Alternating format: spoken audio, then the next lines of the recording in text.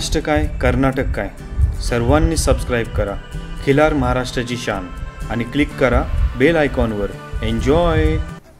नमस्कार महाराष्ट्र, खिलार महाराष्ट्राची शान या यूट्यूब चॅनलवर मी सूरज दिघे आपल्या सर्वांचं सहर्ष स्वागत करतो।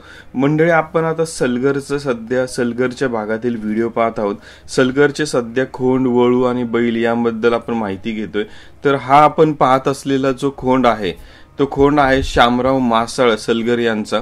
तर सलगर मधली एक गोष्ट त्या दिवशी पाहण्यात आली की व्हिडिओ चित्रीकरण करत असताना सांभाळून करणं खूप गरजेचं आहे, कारण खोंड हे पाहताना कधी कधी असं वाटतं की शांत असतील, पण ते जेव्हा चालायला लागले किंवा त्यांची मिरवणूक निघाली तेव्हा ज्या पद्धतीने त्यांच्यातलं रक्त सळसळत होतं त्यामुळं खूप म्हणजे सलगर मधल्या मातीमध्येच एक गरमपणा आहे आपण असं म्हणूया।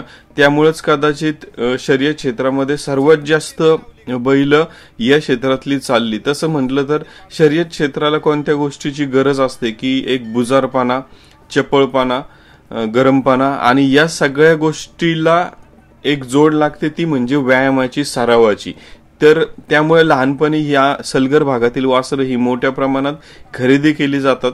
म्हणजे जवळपास 5-6 महिन्याचा 7 ते 8 महिन्याच्या आतमध्ये खोंड जेव्हा दूध प्यायचा बंद होतो त्यानंतर तो खरेदी करून त्याला सराव करून आपल्याकडे तयारी दिली जाते। तर हा बुजारपणा, चपळपणा सलगरमध्ये त्या दिवशी या खोंड्यांमध्ये सर्वात जास्त प्रमाणात पाहायला मिळाला।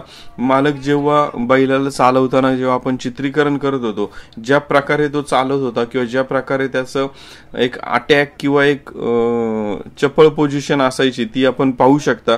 त्यामुळं जेव्हा तुम्ही पुढच्या वर्षी सलगरच्या दीपावली पाडव्याला तुम्ही जाल, आवर्जून जावा आणि काळजीपूर्वक या बैलांचं चित्रीकरण किंवा बैल पहा। तर आपण, कारण त्या दिवशी असं नाही की एक नाही दोन नाही, जवळपास सगळीच बैल आपण पाहिली, ती एवढी गरम रक्ताचीच पाहिली की जी तुम्ही पाहू शकता की कशा पद्धतीने आणि त्यांना 2 व्यक्ती हँडल करतात। खिलार क्षेत्रामध्ये बैलाचं नाक हे का टोचलं पाहिजे याचं उत्तम उदाहरण हे आहे, कारण त्याशिवाय या गोष्टी कंट्रोल नाही करू शकत आपण। यांना कंट्रोल करायचं तर यांचं नाक टोचलेलंच पाहिजे आणि काळजीपूर्वक अशा पद्धतीने मालकाने त्यांना हँडल केलं जातं।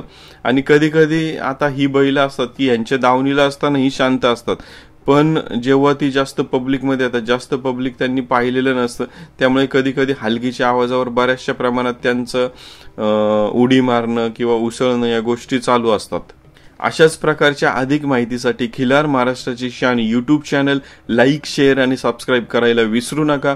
धन्यवाद। खिलार महाराष्ट्राची शान, खिलार महाराष्ट्र।